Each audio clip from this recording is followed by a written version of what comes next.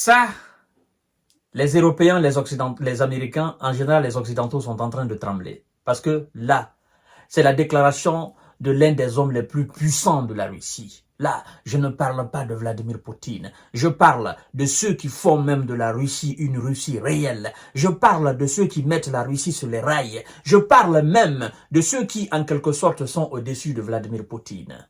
Et là, il vient de faire une déclaration qui va pousser les Américains et les Européens à réfléchir 1000 fois avant d'autoriser l'Ukraine à utiliser les armes occidentales de longue portée contre le territoire russe. Mais avant tout, laissez-moi faire allusion un peu à l'introduction du discours du colonialisme de notre bien-aimé Aimé Césaire. Et vous allez comprendre les raisons pour lesquelles je veux effectivement faire référence à cette introduction. Vous savez, il a dit dans les années 50, dans son discours du colonialisme, qu'une civilisation qui s'avère incapable de résoudre ses problèmes les plus cruciaux de son existence est une civilisation décadente.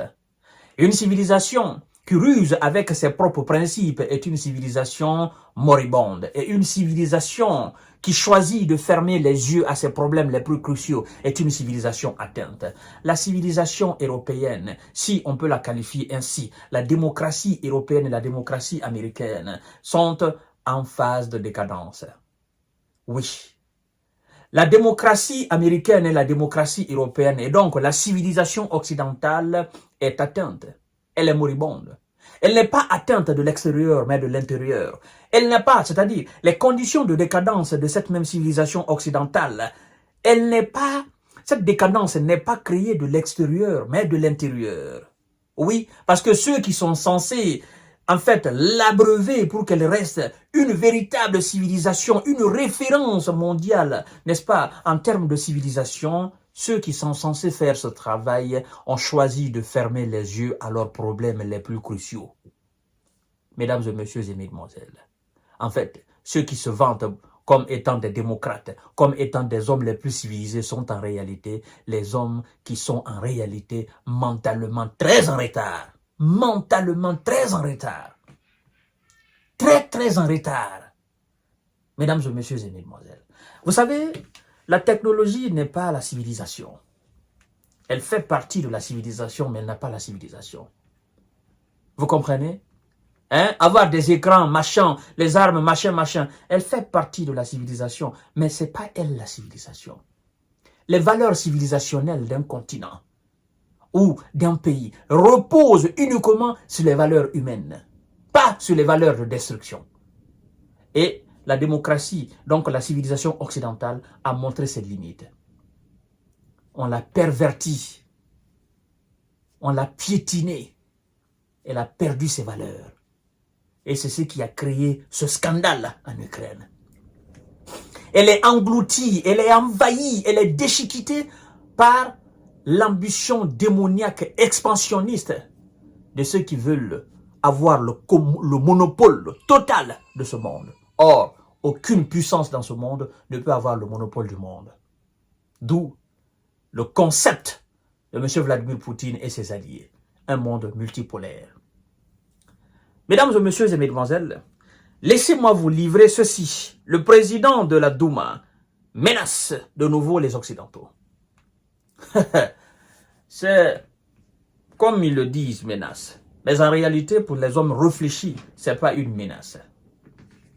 Non. En fait, c'est un patriote qui fait une mise en garde et qui dit aux Occidentaux, ne faites pas cela, ça va vous coûter énormément cher.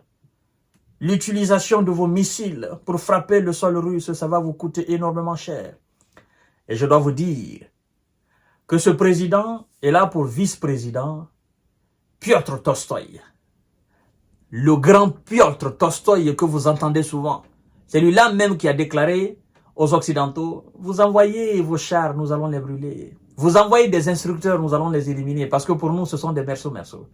Alors, c'est le président, le patron, c'est lui qui est au-dessus de Piotr Tolstoï, c'est celui-là même qui vient de faire cette déclaration. Mesdames et messieurs et mesdemoiselles, partagez la vidéo et installez-vous confortablement.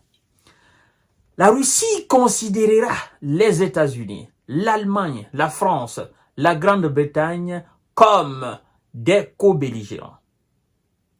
S'ils permettent à l'Ukraine d'utiliser les missiles à longue portée contre son territoire, parlant de la Russie, parce que c'est le président qui parle, contre la Russie, a déclaré mercredi Vyacheslav Volodine, le président de la chambre basse du Parlement russe qu'on appelle Douma. Il dit, je cite, mesdames et messieurs et mesdemoiselles, ça me fait peur déjà. Il dit, je cite, notre pays sera contraint de réagir en utilisant des armes plus puissantes, plus destructrices pour protéger ses citoyens. Fin de citation.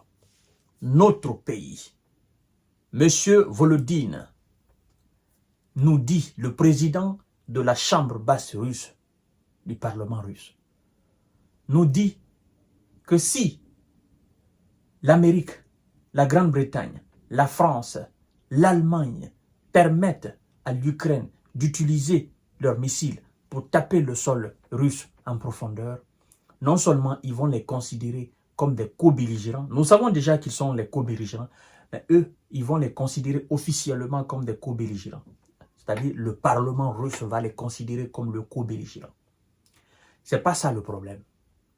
Mais le problème, le président de la Douma nous dit que la Russie sera dans l'obligation, la Russie sera contrainte, elle sera dans l'obligation d'utiliser des armes plus puissantes, plus destructrices pour protéger ses citoyens. Même si il ne l'a pas spécifiquement noté, même s'il ne l'a pas, appelé par son nom, parce que le chat c'est le chat, le chien c'est le chien.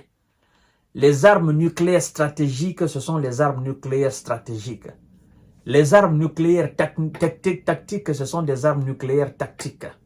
Les missiles Kinjal, ce sont des missiles Kinjal. Les missiles hypersoniques, ce sont les missiles hypersoniques. Il y en a d'autres encore. Chacun de ces missiles a ses noms. Et donc, l'utilisation de chacun de ces missiles qui ont un champ de dévastation démesuré, cela alors effectué. Alors, mesdames et messieurs et mesdemoiselles, lorsque je vous ai dit hier que les États-Unis sont en train de créer les conditions de déclenchement de la troisième guerre mondiale, vous pensez que je me suis trompé? Je ne me suis pas trompé. Je réfléchis énormément à chaque sujet avant d'allumer ma caméra et m'asseoir devant vous. Qu'est-ce qui va se passer si ils venaient à autoriser l'Ukraine à utiliser les armes de longue portée? C'est une déclaration de guerre directe à la Russie. Et à la limite qu'ils vont faire directement, va suivre quelque chose que le monde moderne n'avait jamais vu. Et qu'est-ce qu'eux ils vont faire? Ils vont directement entrer en guerre avec la Russie pour soi-disant riposter. Ou bien qu'est-ce qu'ils vont faire? Qu'est-ce qu'ils vont faire? C'est ça. Surtout, ils doivent réfléchir. Parce que, mais, quand Poutine a anticipé l'exercice, n'est-ce pas, des armes nucléaires, vous avez vu il y a 2 mois de cela, vous pensez que c'était quoi? Mais, c'était pas de la blague. C'était pas de la propagande. C'était pas pour faire peur. En réalité, il s'exerçait parce qu'il savait que ce jour allait arriver. Et nous sommes en train de nous approcher de ce jour. Prenons garde, occidentaux. Vous avez une démocratie, une civilisation en décadence. Vous avez une démocratie, une civilisation moribonde et atteinte. Mais, si vous avez encore un grain d'humanité dans votre tête, grain d'humanité, ne donnez pas cette autorisation.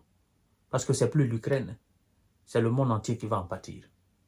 Je me limite là pour l'instant. À tout à l'heure pour notre série d'informations de décortiquage. Merci beaucoup.